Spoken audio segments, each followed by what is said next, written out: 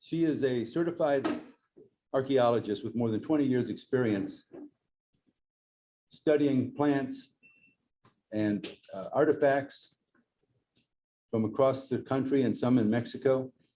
What I think is really interesting about the business that Leslie has called macro botanical analysis, based out of Austin, is that she is one of the people that come in when there's a federally funded road or building construction. And you see that on the movies sometimes where say, hold up, we need to have Leslie Bush check this out. And she comes out and she will do a lot of things that she's going to be talking about in just a moment. Have you ever wondered who the first people were that ate prickly pear? I have some prickly pear and I always wonder, who was the first one that tried that to see how it was? Well, we're going to find out about that. Well, and I'm glad you said Native Americans, because 13,000 years ago, these people were chewing on prickly pear. And that was even, I think that was a few years, Ray's a history guy, 13,000 years, that was a little bit before the colonies, right? So it's just really amazing what she's able to do in studying the past and how people's used plants and how those same plants could be used today in our gardens. So Leslie Bush, welcome, please. Hi, I'm really happy to be here today. Happy to be talking about people and their plants in the past here on the traditional lands of the Tonkawa, Humanos, Apaches, Comanches, occasional Caddo visitors, as documented by some of the Luas archaeologists in the back. Those of us who know and love the land here in Central Texas also know that the land, the landscapes, and the flora that we see here today are not necessarily the same plants that were here in the past for a variety of reasons. Some of the changes in the land have been due to large-scale world climatic events like this transition from the Pleistocene to the Holocene that you're seeing here in a pollen profile from Boreac Bog.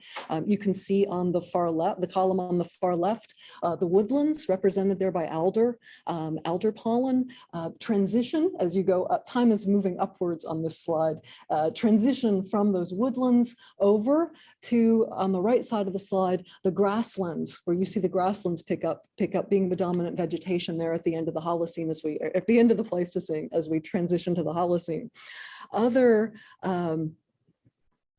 Other changes in the land have been due to cultural factors. You know, the Great Columbian Exchange after 1492 that saw plants and animals as resources really traveling in both directions across the Atlantic Ocean. And we saw not just new plant species here in Texas, but also changes in the land due to clearance for agriculture, due to ranching, later due to widespread fencing and the suppression of fires that caused changes in habitats that mean different kinds of plants would thrive, and you'd have different dominance even if the flora is essentially the same list. So here's my model for how we know what plants were here in the past. There are many lines of evidence that kind of come together to tell us, okay, what was here? Some of these are more appropriate to deep time coevolution with particular animals. For, you know, we know that the juniper forests. Oh, who brought the book with about the Greevy book? Yes, about the junipers and their yes, a very deep nativity here in Central Texas because of how the golden cheek warbler and other birds have adapted to those juniper over what is probably evolutionary time.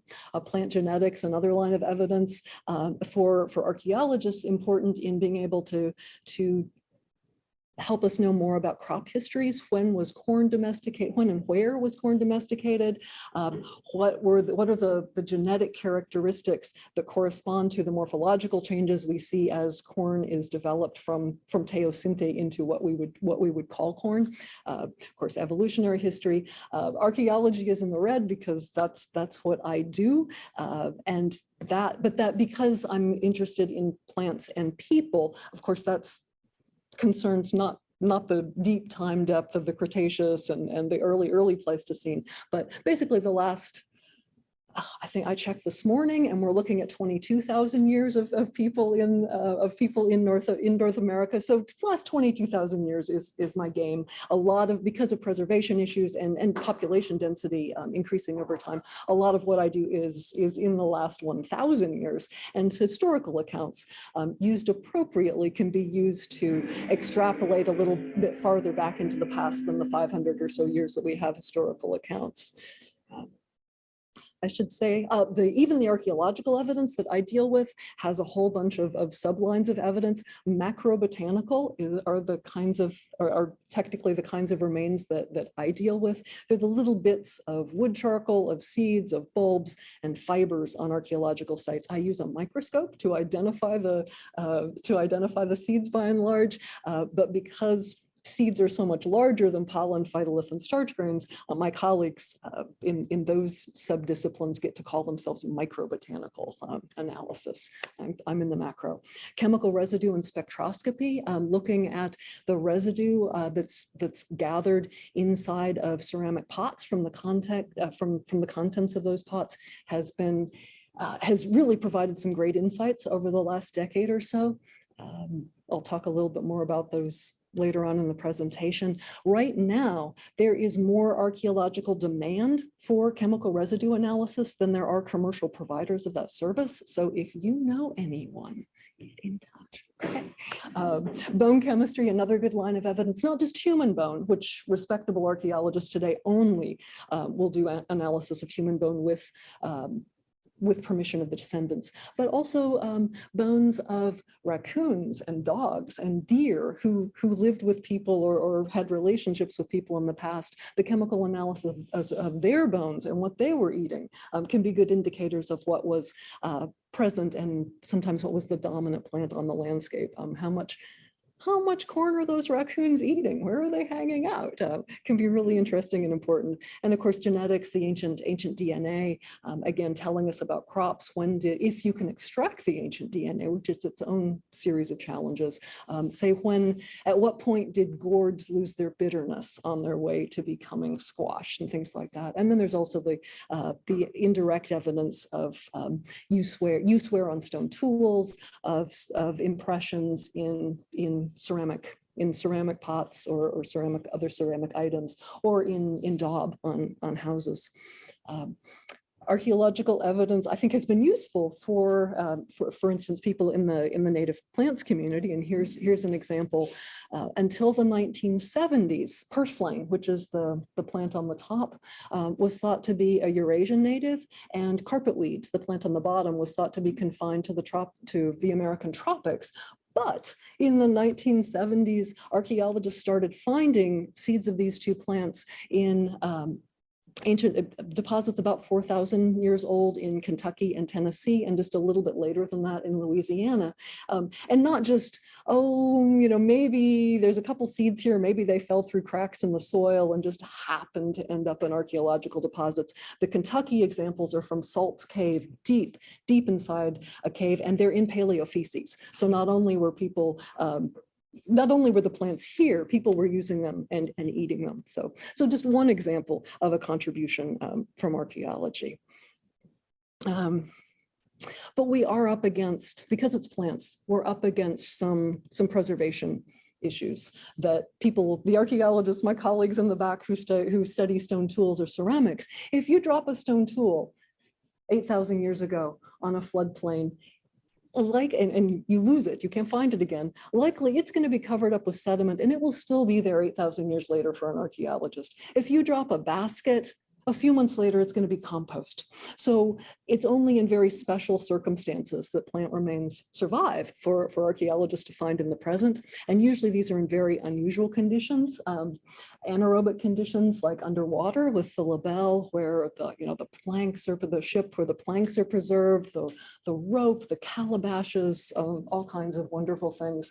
Anaerobic conditions are not just underwater. I want to point out that Hoxie Farm is mostly 15th and 16th century site, but it's simply a ditch outside Chicago that stayed wet enough for 400 or 500 years that the investigators could determine that 3 different types of squash were grown by the Native Americans, probably Miami and Illinois ancestors, at the Hoxie farm site. And down in our beautiful lower Pecos examples, the sandal, you're not seeing the toe loops on the sandal, but the sandal that's made out of sotol, you can see down in the very end of it, the little side spines that tell you that it's sotol. Catastrophe, always a boon to archaeologists. That is a loaf of bread from Pompeii that it was carbonized, it burned, it was carbonized. And normally something so delicate as a loaf of bread wouldn't last in the soil for the 2,000 years since the volcano exploded. But it was covered so quickly by ash that it's still there. Oh, and it not only tells you about bread, but it tells you about what Romans felt was an appropriate serving size for a piece of bread at the time. So, and then other and more rare conditions, sometimes the landfill effect, where things are deposited, say in a very important, at Spiral Mounds, which is up in northeastern Oklahoma, a very important ritual event where a lot of things were deposited very quickly, which is not which doesn't happen very often, but and bespeaks of great wealth. But it did happen at Spiral Mounds in about AD 1400. There is currently an exhibit at the Dallas Museum of Art on Spiral Mounds, and you can see this exact red cedar mask if you go up to Dallas between now and August 6th or 7th, and I recommend it. So, but for the most part, the everyday plants that people were using in North America, in lots of North America in the past, are preserved through carbonization, process of incomplete combustion at 200 to 500 degrees Celsius that takes your plant and reduces it basically to pretty stable organic carbon that is subject to mechanical degradation to breaking up, say in wet, dry, and freeze thaw cycles, but it is pretty stable. And you can see that the charcoal preserves plants even down to the cellular level. You can see those are rings. In both cases, rings are going from bottom to top in these pieces of wood charcoal. And you can see the difference in the cell patterns that allows us to identify red group oak wood charcoal. You're looking at the transverse section, which is woodworkers call it the end grain, red group oak wood charcoal, and American elm down there at the bottom. I should say these slides are a little deceptive, that these are both identified to a level below the genus, to species. In the case of American elm, you can identify American elm and slippery elm to species. The rock elms and cedar elms are all just a group of hard elms. Is the best you can do. Very often in archaeology with carbonized remains, identifying to the genus is as precise as we can get typically, but not always. And so that's the hope. And I want to say again, a lot of these are very small plant remains, and so it takes special archaeological recovery. So even when they've preserved through carbonization, they're very small, not the kind of thing that you're going to see when you're shoveling or even when you're troweling. So recovery is a water processing method. You take a volume of soil, put it in water, and in the case on the left, there's a screen down at the bottom, so the soil sediment goes through the screen on the bottom, it leaves the stone tools and the ceramics on the screen, yay, and then you can scoop off the charcoal that floats with a fish strainer or other appropriately fine mesh. What we found though, this is from 1968, Stu Strever was a pioneer in using this method in archaeology. What we found though is that we were spending all of our time trying to get the wet charcoal out of the fish strainer. So nowadays we tend to decant, and you see textile archaeologist Kevin Henselka performing flotation processing on some sediment from archaeological deposits from the lower Pecos, where he's recovering a lot of charcoal, possibly the 13,500-year-old mesquite charcoal that we identified from down there. So that's what it looks like. You can very large environmental consulting firms will have flotation machines that will run you $10,000 or $12,000 nowadays. So that's something that you really do if you have an awful lot of work. So. And then you you dry out what you have floated, and this is my life in the lab. These are some of the larger plant remains, things that will be on a 2mm screen. You can see that we're recovering not just the ancient carbonized remains, which are the black, the big chonker in the middle is a piece of hickory nutshell. The smaller things that are labeled number 2 and have stripes on them, that's wood charcoal, and what appears as stripes are the wood, are the vessels within the wood. And we're also recovering the modern seed rain. In this case, it's croton and balloon vine and some sumpweed number 4s and sunflower number 3s. I think that's Helianthus, probably mollis, the ashy sunflower, rather, which is why it's not black like so many of our sunflower seeds are. So that's what it looks like in the lab. And Mike asked me to maybe end my presentation with the top 5 plants. What are the must-haves? What are the must-have ancient economic plants for the modern garden? And I'm starting with them because these are the 5 that really, for most of the Holocene, sustained the indigenous peoples of this part of Texas, I should say. The prickly pear, the pads, the fruits, oaks, both as fuel wood and as acorns for food, yucca, that is soap and food and fiber, beautifully important plants. The chenopodium, which are our American version of quinoa, and then the geophytes, the roots and tubers that are different across the state, say in East Texas, the aquatic tubers from spatterdock and lotus, you come across into Central Texas, bulbs of camas, of onion, tubers like Indian breadroot, and then into West Texas, where you start getting the economic plant parts are the leaf bases of lechuguilla and sotol. And these are, which makes a lot of sense in a climate like Texas, that plants are conserving these energy, hiding their energy, storing their resources underground or in the leaf bases, and that's what people are exploiting. But these are not the kind of plants that most of us want to invite into our modern gardens, particularly when we have those of us like me who have a very small yard. Prickly pear and yucca take a lot of room. So what I want to ask you to think about for the next few minutes, while I go through some of the ancient economic plants that we have recovered archaeologically, think about not just kind of the top 5 general, these most important plants for over that period of the Holocene in general, but maybe a subcategory, narrowing down the must-haves to something a little more niche, but still important economic plants from the past that we might want to have in our gardens. So I want to invite you to think about what kind of garden would you like, and what would be your top 3 or 5 plants to carry forward some of the traditions that Native people continue to carry forward with heritage plants and heritage foods. So we're not taking over for Native people. We're just developing deeper relationships with the plants on the land that we already love. So what would you do? Would you do a berry garden, a garden, say, of fiber plants for basketry, medicinal plants, excellent book, dye plants, a native fruit orchard? So the rest of the talk for me is going to be the individual plants by category, the foods, the medicines, and so on, which it's less boring than it sounds. But please be thinking about what you'd like to put in your garden, or what economic plants you do have and love in your garden. And Zoom people, you can put it into the chat. The rest of us can talk about it at the end. And always in Texas, you have to start with prickly pear when you're talking about economic plants. Matt Turner has said, and I think he's right, that prickly pear, of all the native plants, prickly pear has saved more Texans from starvation, directly or indirectly, than any other native plant.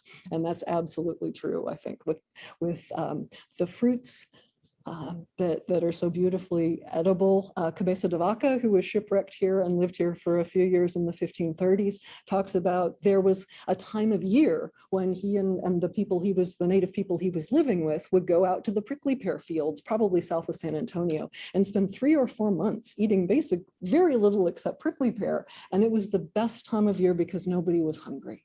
So it just speaks of the importance there. But of course, the prickly pear fruits can also be dried and cached for later consumption. And the Pads are edible, of course. We all have the nopalitos that you can eat when they're young and tender, or if it's a little later in the year and you're hungry, you can cook them up and eat them. And of course, the mucilage has medicinal properties, kind of the way that aloe vera does. And you see some prickly pear seeds that were recovered in those from San Saba County.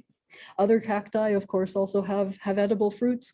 This is a strawberry pitaya that you see. The seed, the actual photo of the seed is from the Lower Pecos, but I found one just like it before I had good photographic capabilities in McLennan County, which is not within the range of strawberry pitaya today. It's a little northeast. And the seed was in deposits dating to about 6,500 years ago, which was a time when the climate was much warmer and I think even a little warmer and drier than it is today. So it makes sense either as a natural range extension or that people brought strawberry pitaya seeds or in some way transported that plant up to McLennan County during a time when it would grow well there. So persimmons, I see archaeologically, of course, both the Texas persimmon and the Eastern persimmon. The inset down on the bottom right is not an archaeological specimen. If there's no county designation or no site designation below an inset, it means it's a modern comparative.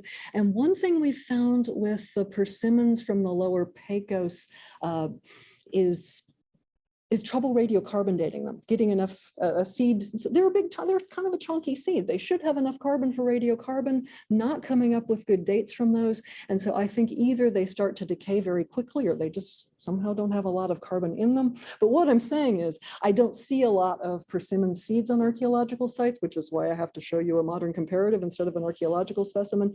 And I think that the reason we see them relatively rarely has to do with preservation issues rather than lack of use. I think the folks are almost certainly using these throughout the Holocene.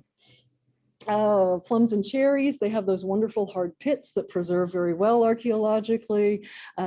This is one of my favorites favorite specimens, because if you look down at the very bottom, right near where the hash marks are for the millimeter scale there are little signs of rodent gnawing on this. So someone must have maybe not gotten their cherry, probably this was a plum pit quite clean when they discarded it, and a rodent came and gnawed off the rest of the flesh, and then before somebody had a chance to burn that particular trash pile. So just lovely use of those fresh fruits.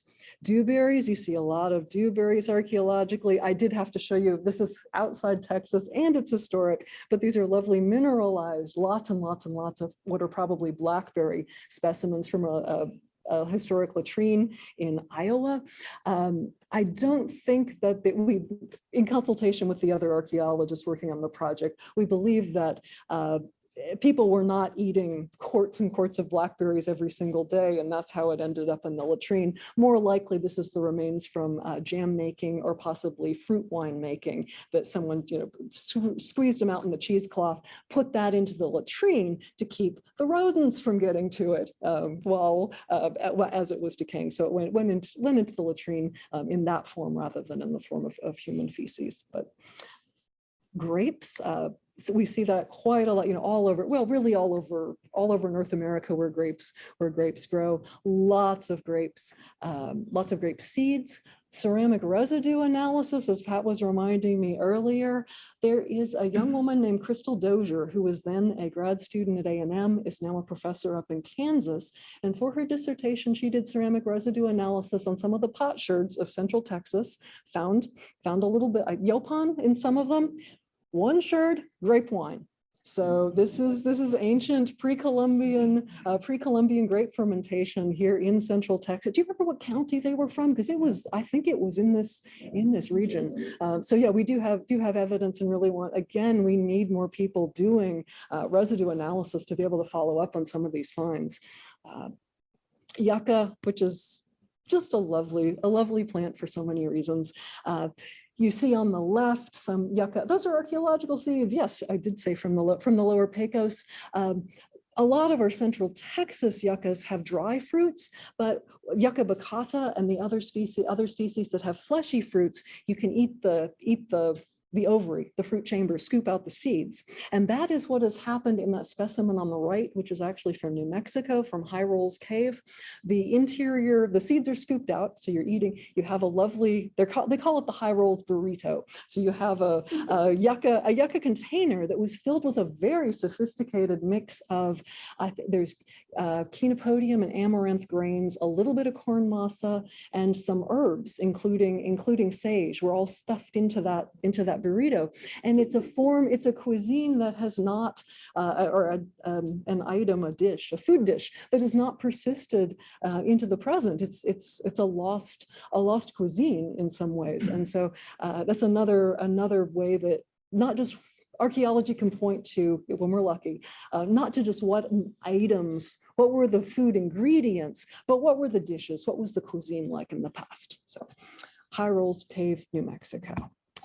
Moving away from the fruits and into the flowers. Of course, there are lots of edible flowers, but archaeological evidence for flower, they just don't preserve well archaeologically, either in dry caves or, and of course not as charcoal, but they are edible and wonderful. The stalks of yucca are edible as well. My deer like them raw, but also there's a long tradition of cooking yucca stalks in earth ovens, and I have not tried them cooked, but they're said to be wonderful. And of course, yucca roots have saponins in them, so an important soap plant as well. American quinoa. This is our American species of chenopodium. We have lots of species of, I shouldn't say lots, a handful of species here on the Edwards Plateau. And I see them fairly frequently on archaeological sites, even from the earliest sites that have preserved seeds. You see quinoa 6,000, 8,000 years ago. Again, I think I've mentioned that most of my work is in the last.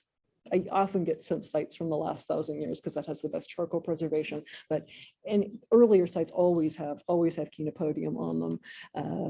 Chenopodium burlandi Airy is the one that is domesticated in the eastern woodlands of North America and in Mexico. Chenopodium quinoa is the South American domesticate. The specimens I have seen in Texas have thick seed coats, so these are being gathered from wild stands rather than domesticated specimens here. Little barley, the tiny little grass that it takes mowing really well, so you often see at the edges of parks, along railroads and so on. That's pretty common, and like its domesticated relatives, barley and rye, just a nice solid grain. And here you have Elamus wild rye. This one's from the Harrison Greenbelt site up in the Texas Panhandle. Starch grains up in the Texas Panhandle also show that wild rye was used at least 2,000 years ago up in that area, and probably here in Central Texas as well. And the wild beans, really important when you're eating a lot of these grains, to have legumes in your diet to balance to get the full complement of essential amino acids so that you can metabolize protein from a plant-based diet. We see lots of Strophostyles. It's the deer pea vetch, that Vicia ludoviciana. I see a lot of that, and I missed my chance to experiment with cooking with it this year. Those seeds on the right are the deer pea vetch. They're tiny, about 2 millimeters and round. I expect that they were probably cooked with the pods as kind of snow peas, possibly with the vines as well. Iva annua, I think a lesser known plant. It's called sumpweed, or sometimes called marsh elder, partly because of its habitat and a little bit of its look. It looks a lot like giant ragweed, except that it has those awns on the fruiting heads. You see those awns, and that's a dead giveaway that you're not looking at ragweed. In terms of what its seeds are like, they're very much like sunflower. And in some parts of Eastern North America, sumpweed was cultivated. The seed size increases by quite a bit, so it was a domesticate for briefly, but sunflower as a domesticate, of course, persisted until through European contact, and of course is an important crop now. This crop, for some reason, quit being cultivated. by about 1200 would be my best guess. Oh, and here we go. Here's our sunflower, these, which are wonderful, sunflower and sumpweed, both wonderful for oils. Plant-based diets it can sometimes be difficult to get a lot of fat in your diet, and these oily seeds are just a great source. Acorn has a little less, shows up archaeologically both as nutshell and, oh, I don't have a county designation, but both those on the right are archaeological specimens. The whole acorn nuts that you see there on the right they were a cache. So either a cache of food or probably a basket full of shelled acorn nut meat that was burned. And that's always kind of the sad finds archaeologically, and you just hope somebody didn't go hungry because of my, the bounty that I see as an archaeologist. Look at all these great nuts, but somebody probably went hungry because that basket was destroyed. The specimen on the lower right there is from Mills County, the wild turkey midden in Mills County, site number 8. And you see the damage on the upper left of that acorn cotyledon. That is an acorn worm. Anybody here processed your own acorns? Oh, well, we should do it. But yeah, that worm damage is absolutely typical. I see that, and I know why that acorn cotyledon was in the fire, and I know exactly what she said when she threw it into the fire. Well, I don't know what the word was, but I know what she meant. So a lot of worm damage there. Acorn edible? I mean, like, if you crack it open, that nut. Not right away to humans. Cooking is our superpower in terms of getting around the secondary compounds that plants produce to keep people from eating them. So yeah, they need to be leached, either boiled in several changes of hot water. Don't ever let them get cold. Or what I found is the easiest way is to grind the acorn meal to flour, and then put it in a mesh bag and let it soak in water. And often several changes of water. It takes about a week to 10 days for white group acorns, probably 2 weeks for red group. It Will Live Forever is the name of a book on traditional California acorn processing, and I highly recommend it.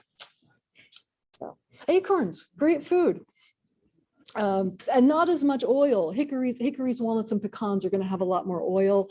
Hickory nutshell, it's thick, it's tough, it's a byproduct, so nobody goes hungry for me having hickory nutshell. So you see a lot of on archaeological sites in the range of hickory.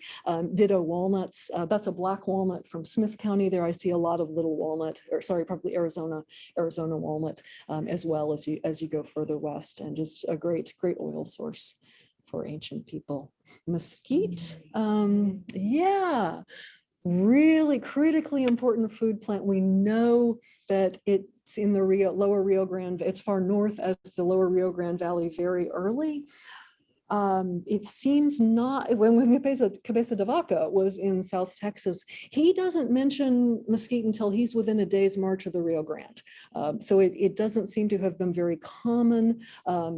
East of I-35 in Texas. I know that it's in the Panhandle and Central Texas by AD 1000, but there's about 7,000 years or more than 7,000 years that we don't know a lot about the history of mesquite in the western half of Texas and how recently it may have become common.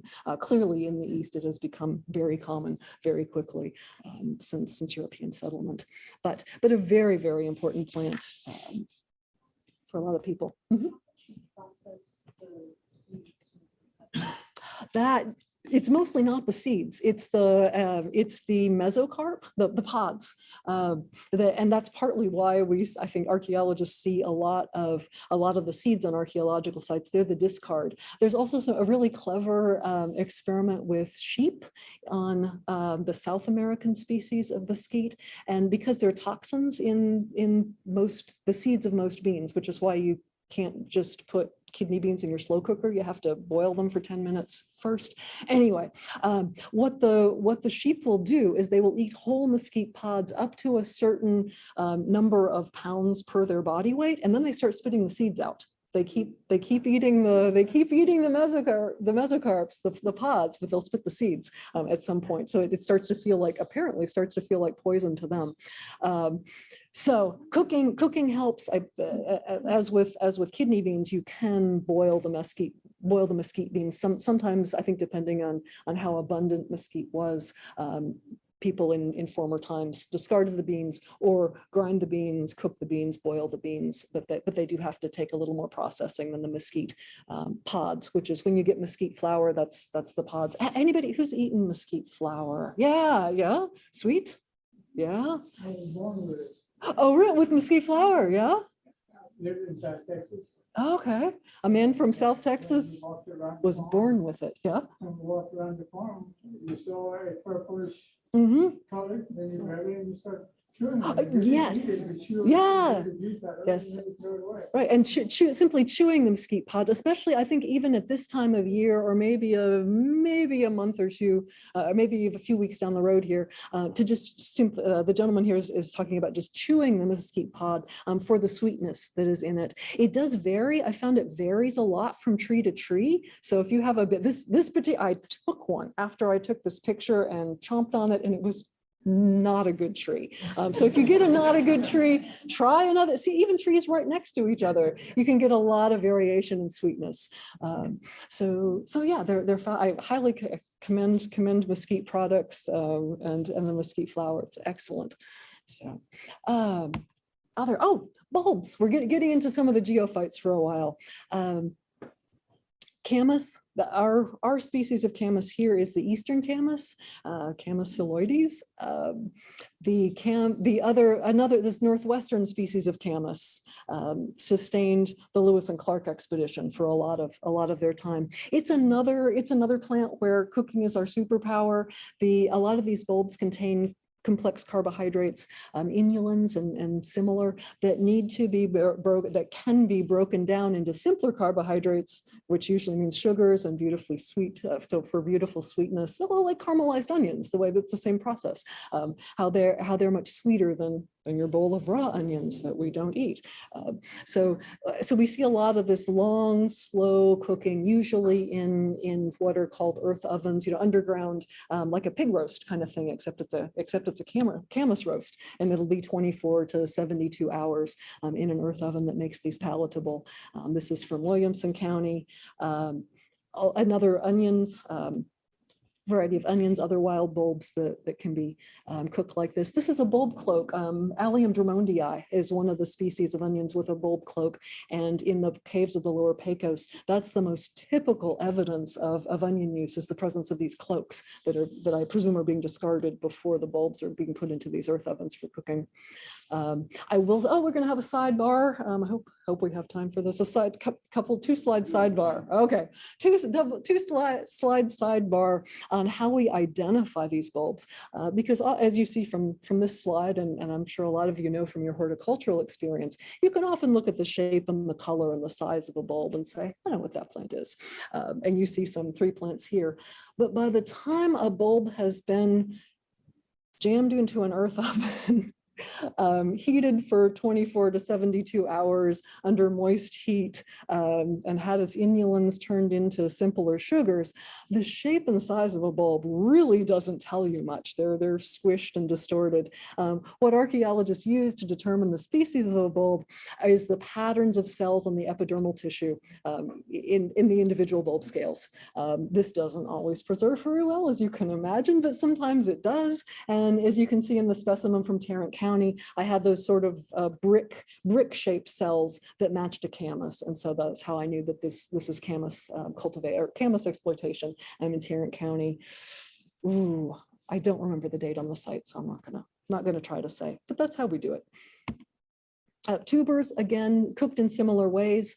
Indian breadroot, you can't have a presentation without mentioning Indian breadroot, even though I don't have a good archaeological specimen to show you. I don't even really have a good modern specimen. This is Pediomelum latistipulatum that I photographed at Wild Basin. It's probably not the species that was used in Central Texas because it has just kind of a little woody root. Pediomelum hypogaeum has a little bigger root. And of course, by the time you get up to the Oklahoma border, you start hitting the range of Pediomelum esculentum, and that's the roots of which sustained Plains Indians for thousands of years. If you go up to some of the Mandan villages in North Dakota, or out to Jefferson petroglyphs in Minnesota, where they have little reconstructions of Plains villager life, you'll often see these braided together ropes of, they're a lot like braids of garlic that you see in Italian restaurants, but they're braids of Piviomilum tubers that people would keep in their houses. For food over the winter. So highly recommended. Yeah. Moving on to the greens. Greens are like flowers. They don't survive as leaves archaeologically. So often what we're looking at are the seeds. And we presume from the use of the seeds that they were probably eating them as greens, particularly in the case of pokeweed, where the fruits are toxic to people. And of course the greens are as well, if they are, unless they're cooked properly and harvested young enough. People who've eaten pokeweed greens, poke salad. Ah, yeah, did you make it yourself? No, my granddad grew up in Missouri, but they have to do, it's the same leaching process. Yes. Right, where you boil it and do Yes, a young woman whose grandfather made poke salad. There's a young woman called who goes by Black Forager on TikTok, and her video on pokeweed has been making the rounds on Facebook. I commend it to you. And it's 4-minute video on the tradition of pokeweed, and she even sings you a little song, Poke Salad Annie. Yeah, there you go. So and we do find these archaeologically. Again, the seeds are typically what we find archaeologically, and we presume poke use. I should say that the fruits do have medicinal use. They're lymphatic. My herbalism teacher gave a pokeweed fruit to a member of our herbalism class who was nursing and had mastitis, and to help move that lymph out, had her eat one fruit. Don't chew the seeds, just swallow the fruit whole, and that seemed to really help. But don't try that at home on my say so. You follow your own practitioner. So, and again, I've mentioned portulaca. I mentioned portulaca early on as a green. Portulaca seeds very common on archaeological sites, certainly in Eastern North America, probably elsewhere. And again, this tradition of eating purslane greens, which I don't even like mucilaginous stuff, but purslane greens are quite good. Verdolagas is the food name that you'll see for it in northern Mexico. And if you look on Google, or go to YouTube and type in Verdolagas, verdolagas, you can come up with some recipes. So, and of course, go ahead. Oh, Verdolagas.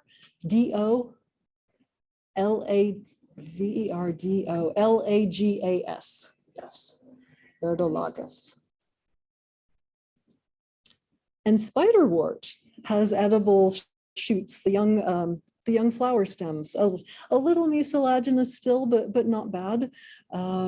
And these are the Baker site in Sensaba County is one that the LUAS, the Llano Uplift Archaeological Society, is excavated at, and they allow me to look at their flotation samples, and that's where a lot of these really great seeds have come from. Greenbrier. Oh, who's eaten greenbrier? Yes, the growth tips. Yeah. How about the tubers? Anybody eaten the tubers? They have tuberous roots. The eastern species have larger tubers, but that's a great source of starch that can be pounded out and extracted. Mostly eating the tips that taste like asparagus, at least to me. Yeah. And I have seen the seeds once or twice. The fruits are edible. I've eaten them, but they're just kind of bland, and just leave them for the birds. Oh, we have food imports even here in Central Texas, where people were not agricultural people, but the rivers run across Texas. There are springs, there are places where people would come at different times of year and trade with each other. That's when DeSoto got to the Caddo territory in Northeast Texas. There's turquoise and there's cotton in those villages, and Central Texas is how they got there. So this one little that's a millimeter scale down at the bottom. This is a 2 millimeter fragment of a corn kernel that found on the Baker site in one of the first flotation samples out there. And it certainly suggests that what was brought out to the Baker site was cornmeal, probably someone's travel food. And this one little bit of it ended up in the fire. So whether the corn is from the Caddo region of Northeast Texas, which is agricultural, the Panhandle, or possibly very far West Texas, so as you head out toward the Pueblo people, they are coming into Central Texas, where we like to live. Oh, and we get a third yucca slide because it's such a great plant. And this is in honor of the fiber uses of yucca. And you can see as depicted in rock images there at Waco Tank State Park, you can see a hunter with a game net that is made out of some kind of twined string, probably yucca, but it could have been sotol, could have been lechuguilla. There are several possibilities.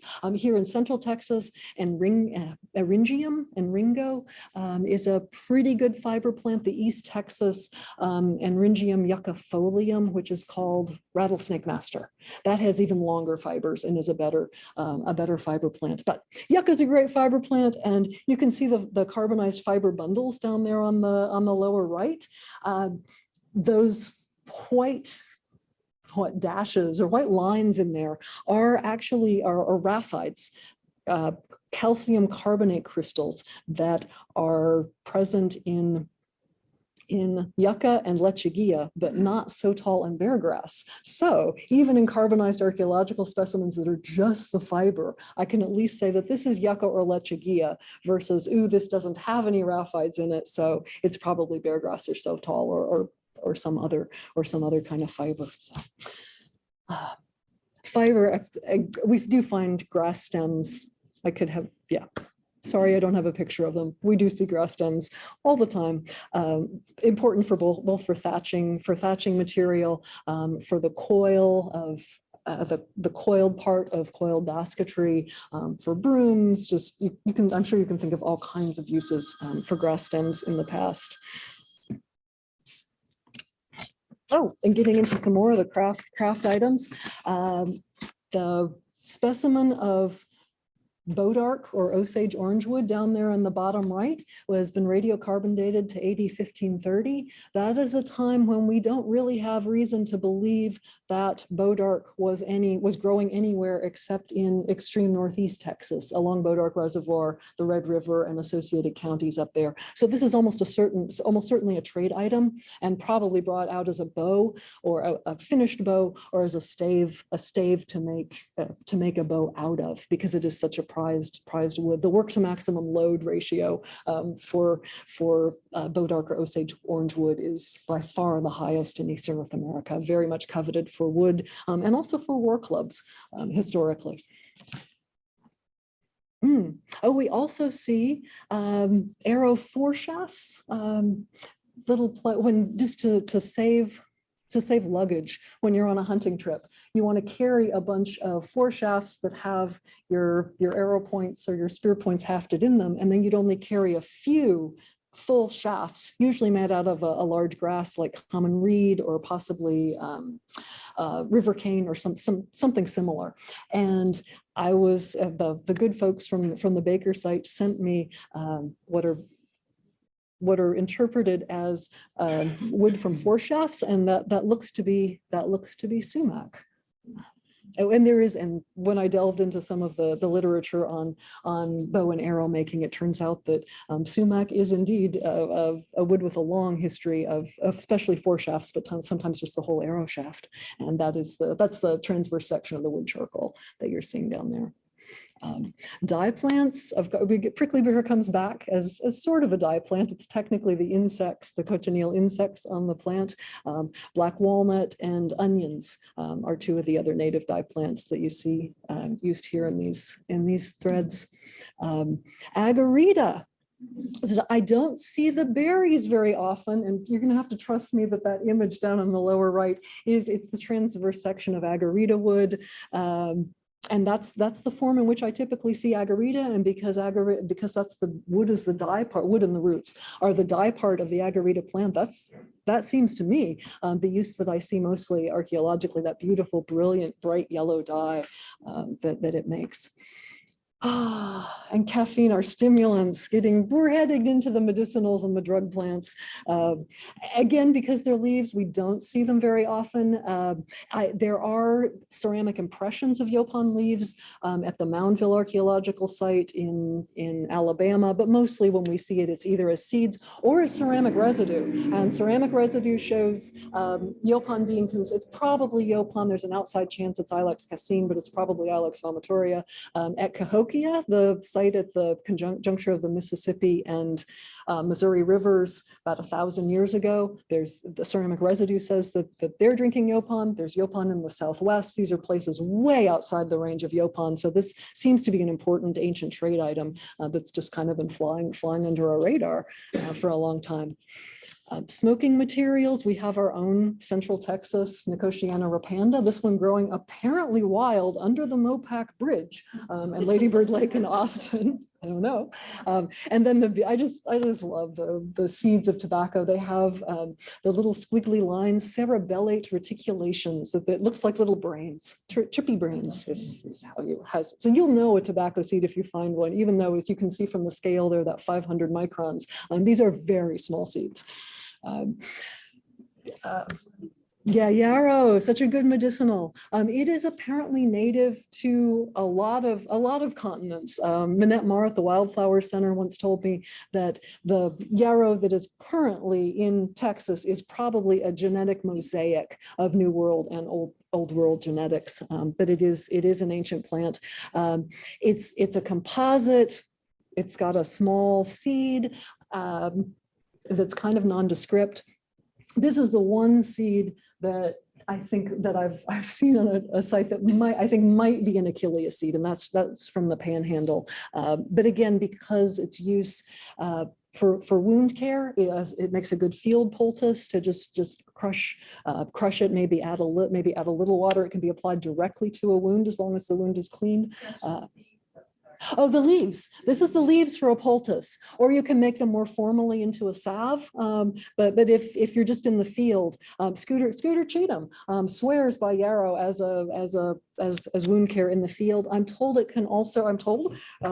by this book that it can also that it also makes a stomach settling tea. But I have not tried that. So another, again, a medicinal plant we don't see much of, probably for preservation issues archaeologically, but was probably very, very important in the past, as it continues to be. It's only the white, because I have yellow. Yeah.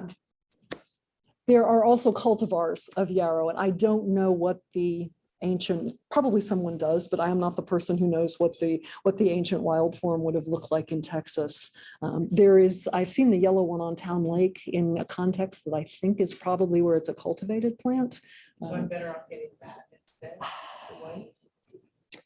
Talk to your nursery person, talk to somebody who knows a little bit better. This one, as you can see, is in cultivation. There's some in my local, the wildlands near my house, and those are white too. So I'm kind of the opinion that the white's probably the ancient, but I don't know. Oh, hey, a cultivar, tell me, sir. Okay. All of those that I've seen in Burnett County are traditionally white. Okay, and Willard says those in Burnett County are traditionally white. So I think we're looking at whites maybe more, yeah. Good insect repellent also. And a good insect repellent, I had not heard that. So do you need to crush it to release the repellent properties? Just rub the whole plant Okay, on my face. rub the plant on your face, yeah. Oh, beautyberry. Beautyberry does the same thing, and there's some good science behind that as well. Crushed leaves. Thank you for that, yay. And a coagulant? Yes, to stop the bleeding, yeah. Ooh, I don't know. We're here in yarrow for dental pain, yeah, or for dental healing. I have had yarrow tea. Yarrow tea, okay. I will say it's better than the yaupon tea. Oh, it's better than the yaupon? All right, okay. Doesn't have caffeine though, so, but yeah, all right. Okay, so yarrow tea, highly recommended. And I gotta try this now, so, all right. Oh, go ahead. If it's an insect, would it repel chiggers? I'm kicking that back to the person who said insect repellent. Does it repel chiggers? Sometimes I'll just take a plant, stick it in both my ears, and you lean down the road on yourself. Okay. If you crush it, it has a very pronounced aroma. Yeah. Mhm. Very pronounced. Yeah, and that is, people sometimes ask me, well, how did the first person ever know that this was a good plant to eat or for this medicine?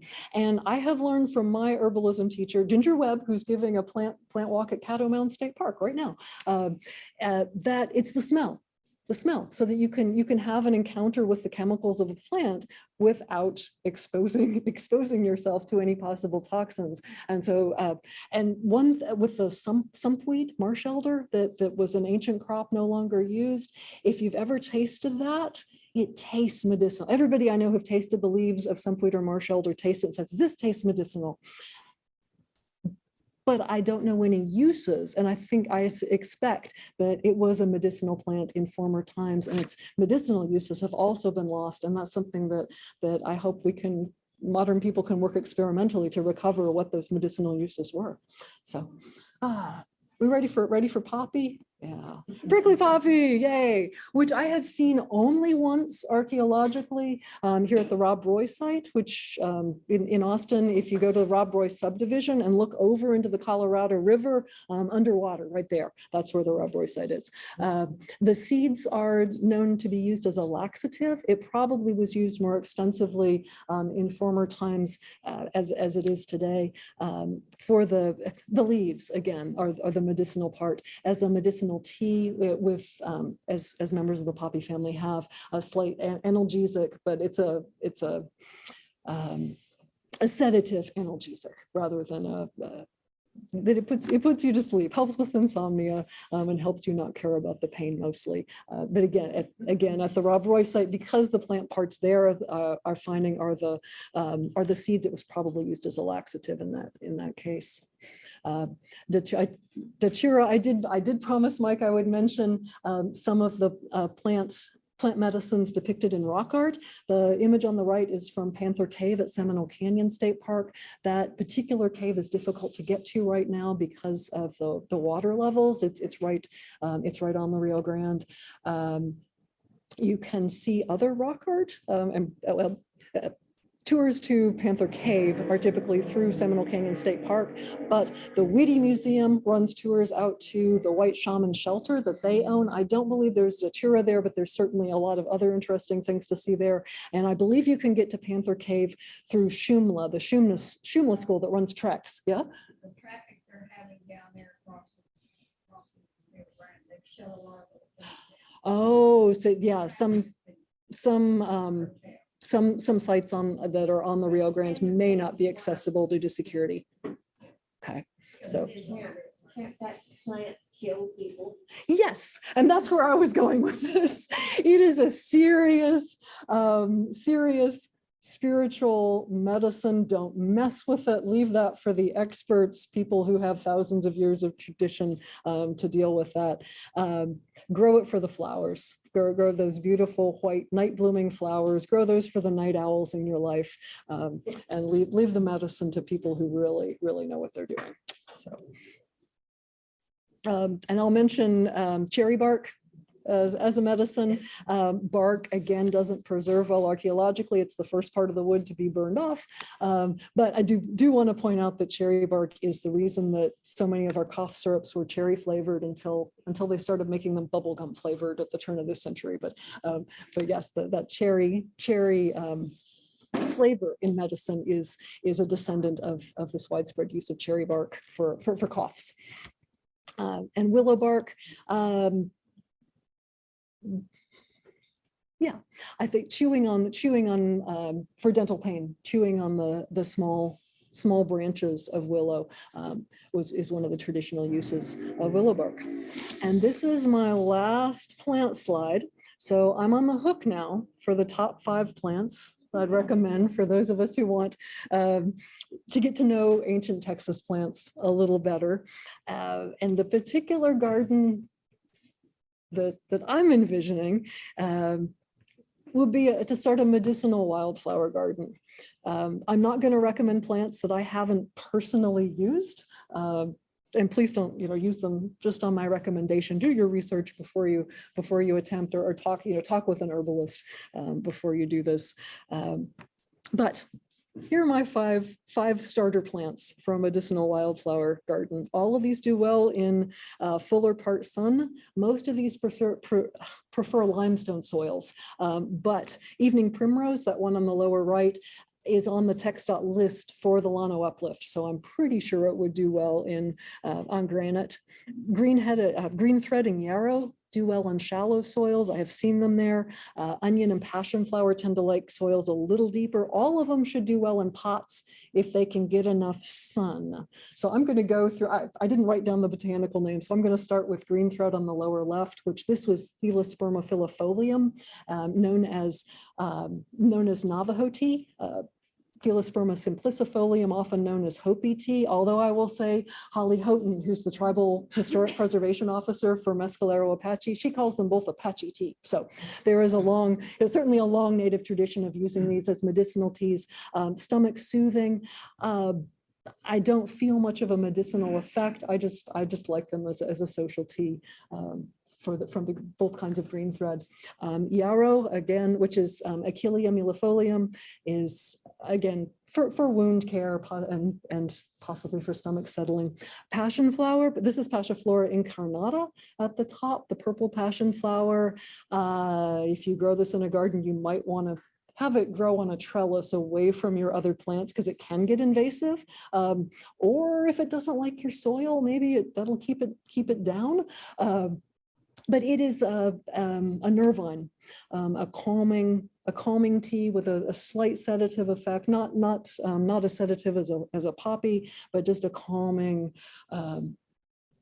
Let's chill, let's calm down. An herbalist friend of mine insists that all her teacher friends make themselves passion flower tea or passion flower tinctures. So highly commended. The onion, that's a Drummond's onion there, Allium drummondii in the upper right.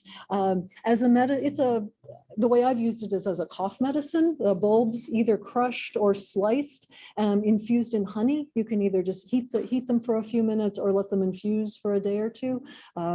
It's not as bad as it sounds, and a pretty effective cough medicine. Not for kind of COVID level coughs, but just your normal everyday coughs.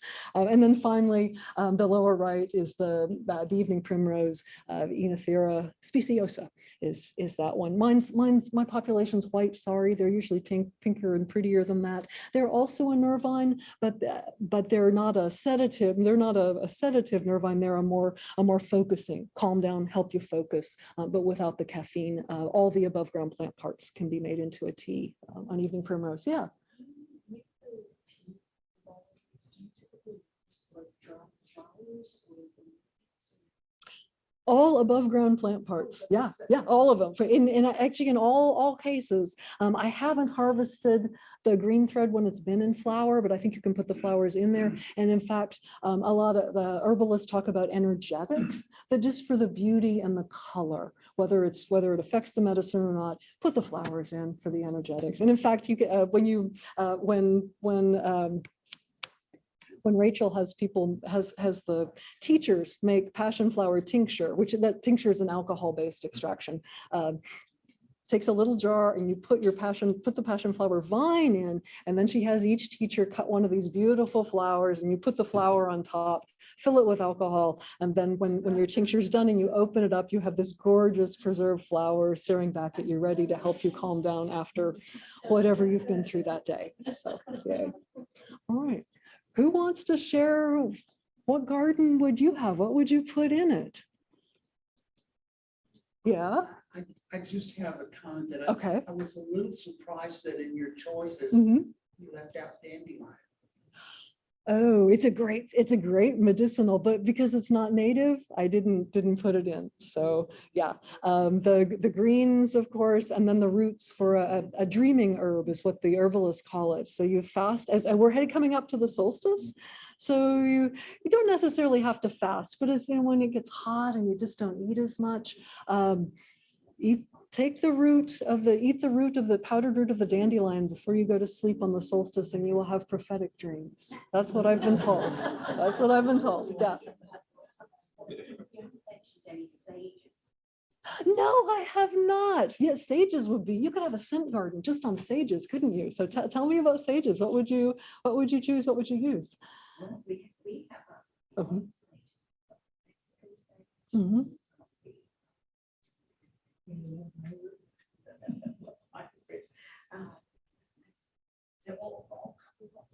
Yeah. Mhm. But can you use them? Almost all of them are medicinal. I haven't covered them much because I don't see them archaeologically, which is a little odd. But again, we're probably looking at the use of the leaves and the flowers, that they're being used before they go to seed. And So, they grow from maybe just. yes, soil, salvias. Mhm. transplant them, Yes. wherever you put it, Mhm. they grow, but you look up Yes. and it's They're easy to grow. That's a really good point. Salvias would be excellent starter plants for any kind of medicinal or scent garden. Sir, Check on Zoom to see if Oh, anybody has a question. that is a really good point. I've got to figure out how to get my controls back. So Leslie, I can ask you a couple of questions that were Okay, put in go the for it. chat. One is, are prickly pear tunas nutritious? Oh, yes, yes. There is, as any fruit, they're not going to have a lot of protein, but they've got a lot of carbohydrates, a lot of vitamins, A and I believe C, but don't quote me on that. Yeah. And then the other question was, can you give us the name and the author of the book again? The yellow book you Yes. read it to us. Yes, it's Los I'm going to butcher the Spanish. I apologize. Los Remedios, LOSREMEDIOS. And it's by Michael Moore. And Michael Moore, he passed on several years ago. This is for the Desert South, traditional herbal remedies of the Southwest. And he has books on the Mountain West. He does not have a Texas book. Yeah, that's all I'll say. He taught my herbalism teacher. Michael Moore taught Ginger Webb, and that's how I know of Michael Moore's work. And the plants are in alphabetical order by common name. And because this is the Desert Southwest, the common name is mostly the Spanish name. But there are also indices in the back so that you can look them up by botanical name. You can look them up by sinus problems, sedatives, pain and cramps, weakness, toothache. You can look them up by use as well. So, Many of them grow in Central Texas. oh yes, yes. And the last comment from the Zoom chat is that somebody else was going to also mention salvias for their personal garden. Yes, thank you for the salvias. That is a great starting place. One more question. Okay, one, Paula, yeah. So, how do I grow this in competition with the deer? How do we grow this in competition with the deer? I think we put what I did for my cherry tree was just a fence. So But yeah, Everything pretty much these are all edibles for I deer. have all edible. Well, onion, yeah, Mhm.